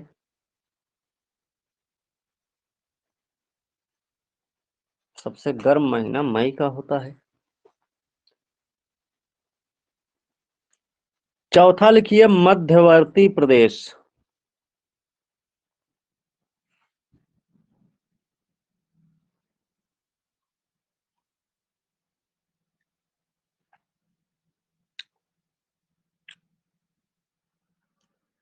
इसमें लिखिए गंगा के दोनों ओर के इस क्षेत्र में गंगा के दोनों ओर के इस क्षेत्र में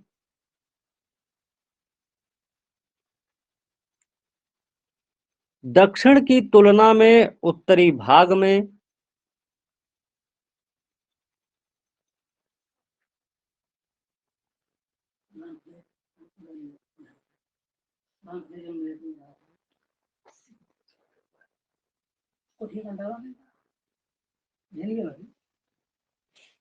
ठीक है। गंगा के दोनों ओर के इस क्षेत्र में दक्षिण की तुलना में उत्तरी भाग में वर्षा कम होती है।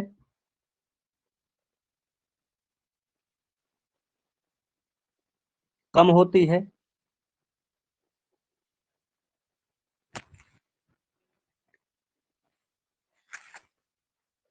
ठीक है।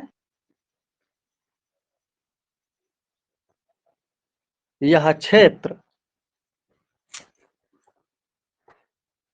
ग्रीष्मकालीन धूल भरी आंधियों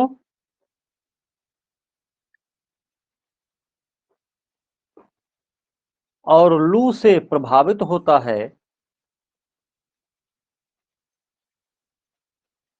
जहां का औसत उच्च तापमान जून में पाया जाता है।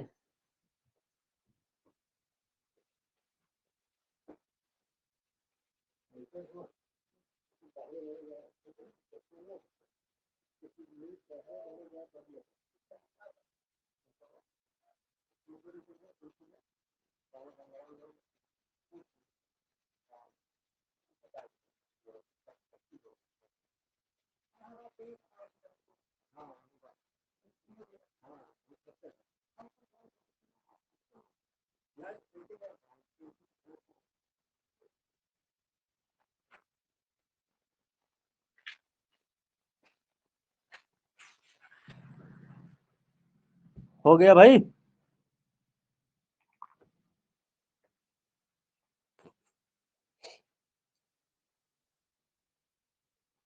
चलिए,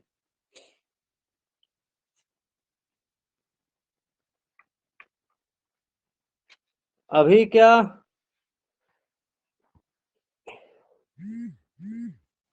करवा दें? और एक आध प्रश्न करवा दें पहले जो आया हो।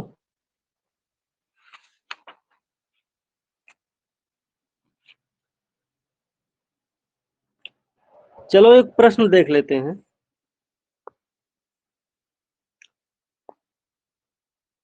प्रश्न आया हुआ है जैसे कि भारतीय कृषि में 1991 से समृद्धि और उत्पादकता की प्रवृत्तियों की व्याख्या कीजिए।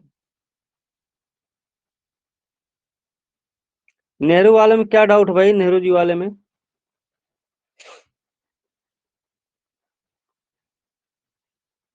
बोलिए।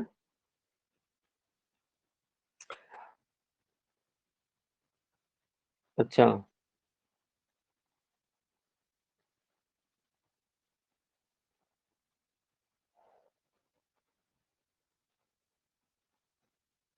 ठीक है। इसको एक काम करेंगे, एक दिन हम अलग से चला देंगे, थोड़ा ये निपट जाए ना, फिर हम रिवीजन करवाएंगे इन सब का, और ये हम सेकंड पेपर खत्म करेंगे 10-12 दिन में, निपटा देंगे। ठीक है, 15 नवंबर तक। करवाएंगे फिर रिवीजन करवाएंगे। तो इसमें भारतीय कृषि में 91 से समृद्धि और उत्पादकता की प्रवृत्तियों की व्याख्या करनी है। साथ में बिहार में कृषि उत्पादन और उसकी उत्पादकता को बढ़ाने के लिए क्या व्यावहारिक उपाय किए जाने चाहिए, ये प्रश्न रहा है 65 का। 1991 की बात हो रही है, क्योंकि आपको पता है 1991 में भारत की स्थिति थोड़ी अलग थी, उससे पहले की स्थिति अलग थी। 91 के बाद स्थिति थोड़ी बदल जाती है, भारत में एफडीआई का आगमन बढ़ता है, एक खुली अर्थव्यवस्था के रूप में भारत सामने आता है। फिर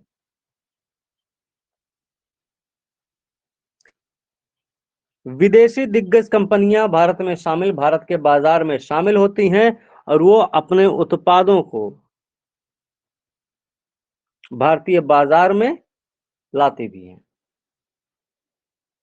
क्योंकि भारत इतना तकनीकी रूप से इतना आगे नहीं है, इतना विकसित नहीं है, यहाँ की कृषि व्यवस्था भी इतनी अगली अवस्था में नहीं है। तो एक प्रकार से आपको ये पता होना चाहिए कि उनका जो था वो वर्चस्व टाइप का, कि उन्होंने किसी क्षेत्र पे कब्जा जमाया हो, जैसे पकड़ बनाई। हालांकि सरकार की नीतियां बड़ी अच्छी हैं, कितना सारा अधिकार नहीं मिला है, फिर भी कुछ न कुछ ऐसा रहा है। ये मोटा मोटा अगर पता है, अगर आपने इकोनॉमिक्स में ये पढ़ा है कि एलपीजी के जो फायदे हैं तो उसके कुछ नुकसान हैं, वो नुकसान क्या हैं, अगर आपको ये सारी चीजें पता हैं तो आप ये वाला प्रश्न बड़े अच्छे से लिख सकते हैं।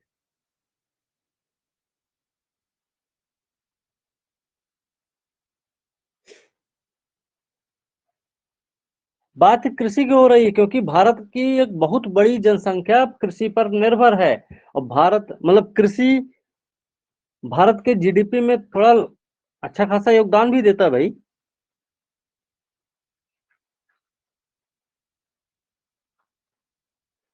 क्योंकि 91 के बाद जो एलपीजी वाला सिस्टम आया था, उसके बाद इसके सकल मूल्य वर्धन के योगदान में कमी आती दिखी है, अभी भी यही चल रहा है,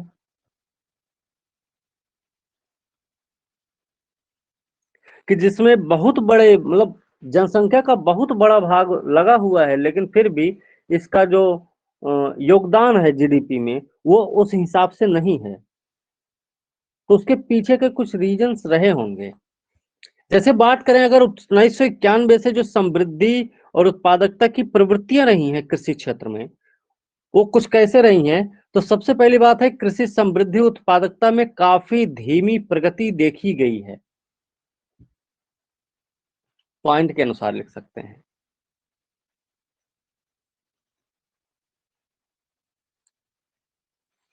इसके बारे में अगर समझना चाहें तो 91-92 से लेकर 2006-07 के बीच में खाद्यान्न उत्पादकता में लगभग 1% की वृद्धि देखी गई थी।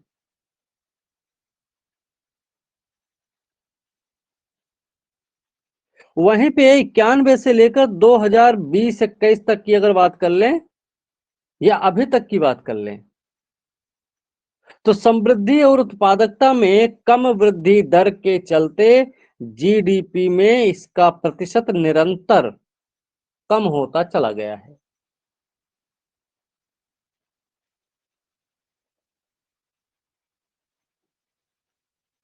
दूसरी बात क्या होगी? कृषि, जो कुल कृषिगत क्षेत्र है उसमें कमी हुई है। उत्पादन समृद्धि भी प्रभावित हुई। भाई क्षेत्र कम होगा तो उत्पादन समृद्धि भी कम ही होगी।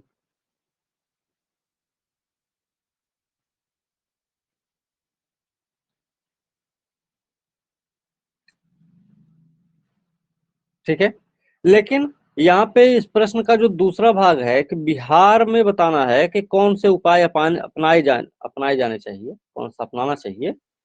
तो इसमें सबसे पहली बात है, भूमि सुधारों का क्रियान्वयन होना चाहिए। आपको पता है भूमि सुधार पूरे भारत में लागू हुआ था, लेकिन वो अपनी उस उम्मीद पर वो खरा नहीं उतरा जिस उम्मीद से उसको उसकी शुरुआत की गई थी।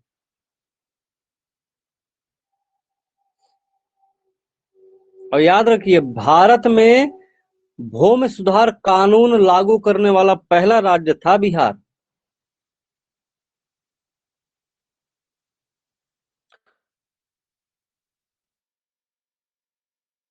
ये समस्या आज भी बनी।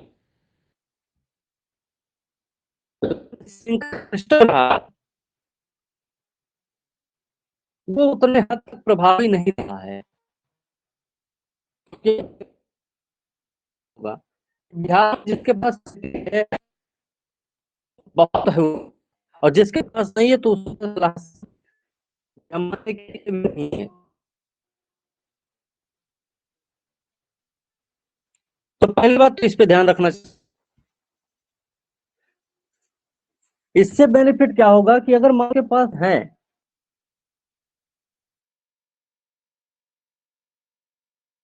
तो हरियाली हरियाली भरे रहेगा, और जिसके पास बहुत सारी जमीन होगी वो 2-4 बीघा जंगल टाइप का भी छोड़े रहेगा, चलो कोई बात नहीं, गाय गैया चरेगी।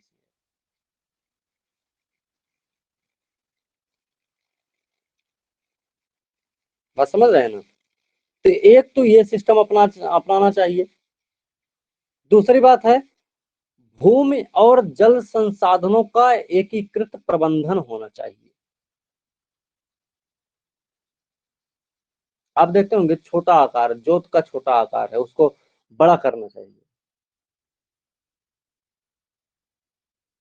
है ना?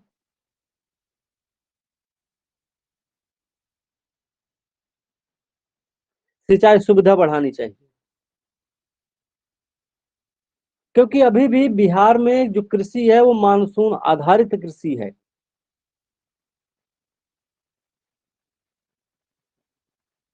अगर सिंचाई उचाई की अच्छी खासी व्यवस्था हो जाएगी तो उसमें उत्पादन के साथ साथ उत्पादकता में भी वृद्धि होगी। इससे कृषकों की आय पर सकारात्मक प्रभाव पड़ेगा, और जब इनकम लोगों की बढ़ेगी तो उनका दिमाग भी चलेगा बढ़िया, और खेती को फायदा मानेंगे, और फायदा मानेंगे तो खेती करेंगे अच्छे से।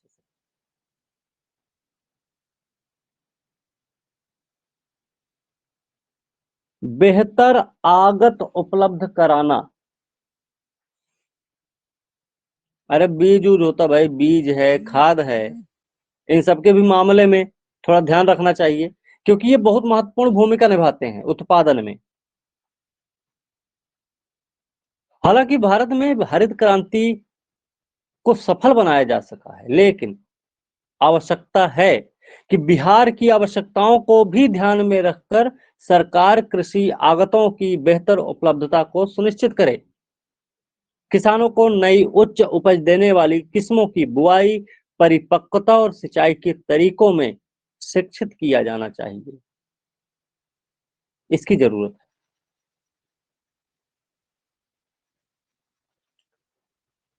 है। देखो, परंपरागत कृषि ठीक है, लेकिन तकनीकी रूप से भी मजबूत होना चाहिए। नई तकनीकें अपनानी चाहिए, फसल संरक्षण करना चाहिए, क्योंकि परंपरागत विधियां आप देखे हैं कि बीजों का क्या सिस्टम होता है कि वो ऊपर ऊपर दिखते रहते हैं। वो आधा, मतलब अगर 1 किलो बीज पड़ा है खेत में, तो ये मान चलिएगा 300 ग्राम, कम से कम 250 से 300 ग्राम बीज वो बेकार होगा, वो सूख जाएगा, वो जंबे नहीं करेगा। तो मशीनें रहेंगी तो क्या करेंगे, एक एक दाने को आराम से एक सही गैप के साथ जमीन में दबा देते हैं। इसके अलावा ऋण और विपणन की सुविधाएं भी होनी चाहिए। जैसा पिछला हमने कोई टॉपिक बताया था, उसमें हमने कहा था कि ये काम जरूरी है, होना चाहिए। सामाजिक जो ढांचागत सुधार है वो तभी संभव है जब विद्युत की सुविधा अच्छी खासी हो। उन्नत किस्म का बीज लेना है, उनको उर्वरक चाहिए, कीटनाशक चाहिए, कृषि मशीनरी चाहिए, सिंचाई सुविधा चाहिए।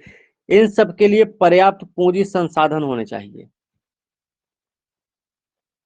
जो छोटे किसानों को उपलब्ध नहीं हो पाते हैं। वो बाद में जाते हैं किसी साहूकार सेठ के पास, उसके कर्जा वर्जा ले लेते हैं, फिर उसके बाद उनकी जमीनें जब्त हो सकती हैं। वो साहूकार जो होता है उन पे प्रेशर बनाए रखता है। कि सरकार को चाहिए कि वो क्रेडिट कोऑपरेटिव सेक्टर को मजबूत कर दे, वित्त के औपचारिक संसाधनों तक पहुंच को बेहतर बना दे, तो इससे सुधार आ सकता है।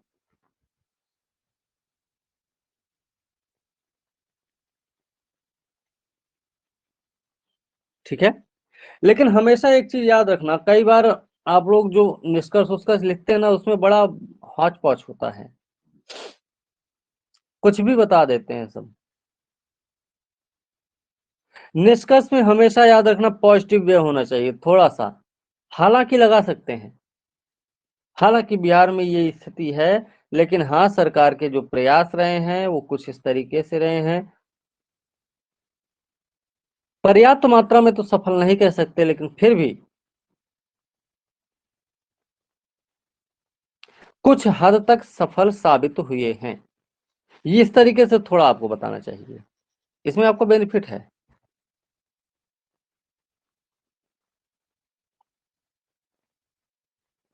हालांकि इस क्षेत्र में विकास के लिए सरकार ने ध्यान भी दिया है। ठीक है, तो कुछ इस तरीके से निष्कर्ष उसका लिखना चाहिए, ताकि आपका जो उत्तर हो ना एक बढ़िया संतुलित वे में नजर आए।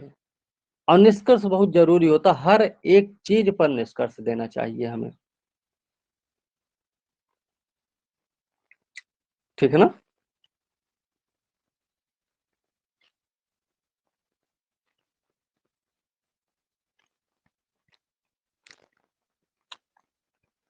इस तरीके से करेंगे हम सब।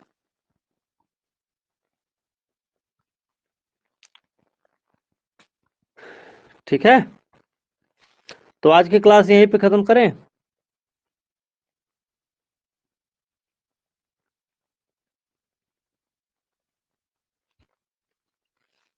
हाँ, आज क्लास यहीं पे खत्म करते हैं, और अगली क्लास फिर अब होगी, अभी रात में होगी। और रात में देखते हैं, ना हो तो भूगोल ऑप्शनल वाली क्लास स्टार्ट कर देंगे आज,